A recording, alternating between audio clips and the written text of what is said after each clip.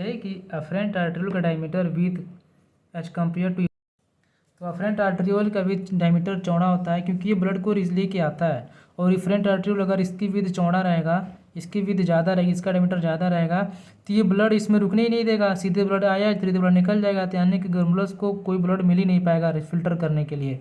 तो इसलिए अफरेंट आर्टरियोल क्या होता है, ये पतली होती है और ये चौड़ी होती है।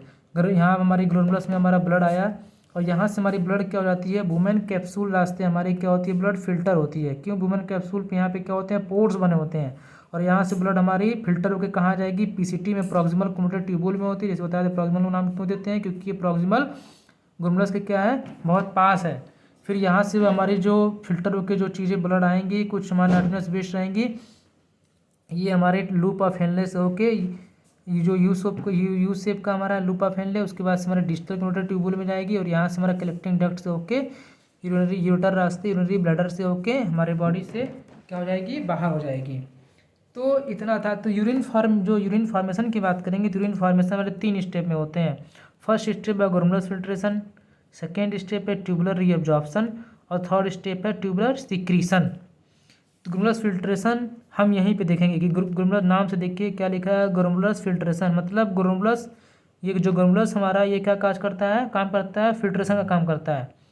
तो यहाँ पे कुछ हाइड्रोस्टैटिक प्रेशर होते हैं 760 mmHg करके, ये क्या करते हैं, ब्लड को फिल्टर करते हैं उतने स्पीड से।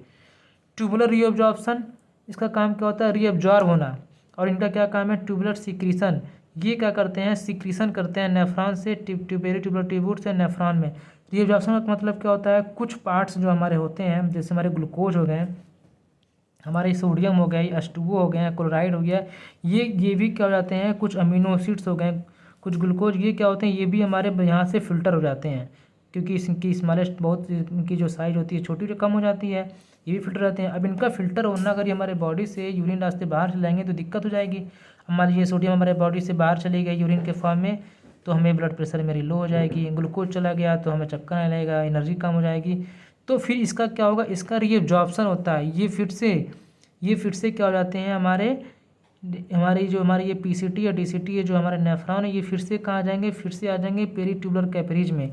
ये पेरीट्यूबुलर कैपरीज हमारे इफरेंट आर्टरियोल से एक ब्रांच निकली होती है ब्लड की, ये क्या हमारी ब्लड है, ये ब्रांच निकली होती है, और ये ब्रांच जाके कहाँ से मिल जुड़ी है, ये नेफ्रॉन में आके जुड़ी होती हैं। ये क्यों जुड़ी होती हैं, कुछ हमारे जो हमारे एसेंशियल मटेरियल है वो भी फिल्टर हो चुके हैं, तो वो हमारे फिर किस में आ जाएंगे, रीअब्जॉर्ब होकर फिर से हमारे पेरीट्यूबुलर कैपिलरी में आएंगे, फिर से ब्लड में आ जाएंगे, और ब्लड में जाने के बाद फिर से हमारे डिफरेंट आर्टरियल में जाके चले जाएंगे। ट्यूबुलर सिक्रीशन, अगेन सिक्रीशन होता है in nephron from the peritubular to nephron of unwanted वेस्टिनियस माइटर। हम सपोज मान लीजिए यहाँ से हमारी जो ब्लड यहाँ पे चली आई थी, और ये ब्लड फिल्टर नहीं हुई है, ये ब्लड ऐसे जाके हमारी क्या होगी, सर्कुलेट हो रही होगी। तो कुछ मान लीजिए हमारी यूरिया इसमें आ गई है, कुछ हमारे कार्बोनेट आ गए, हमारे कुछ हमारे क्लोराइड आयन आ गए, कुछ हमारे क्रिएटिनिन आ गई, ये भी नेशनल बेस्ड अगर पेरीट्यूबुलर कैपिलरीज में है, तो फिर से ये क्या होगा, फिर से इनका सिक्रीशन होगा नेफ्रॉन में, यानी कि अपोजिट हो रहा है। जब हमारी urea glucose amino acid sodium, इनका नेफ्रॉन से कैपिलरीज में रीअब्जॉर्प्शन होगा, और पेरीट्यूबुलर कैपिलरीज से नेफ्रॉन में सिक्रीशन होगा। किन किन चीज़ों का, यूरिया का, हमारे क्रिएटिनिन हो गए, हमारे अमोनिया हो गए, इनका क्या होगा, सिक्रीशन होगा। तो इनकी तीनों के मेथड से हमारे क्या बनते हैं, यूरिन का फॉर्मेशन होता है, जो कि अप्रॉक्स 1.8 लीटर पर डे क्या होती है, हमारी यूरिन का फॉर्मेशन होती है। यूरिन का कलर क्या होता है, स्लाइटली येलोइश होता है, और एसिडिक होता है हमारा यूरिन का colour. So that's all for today.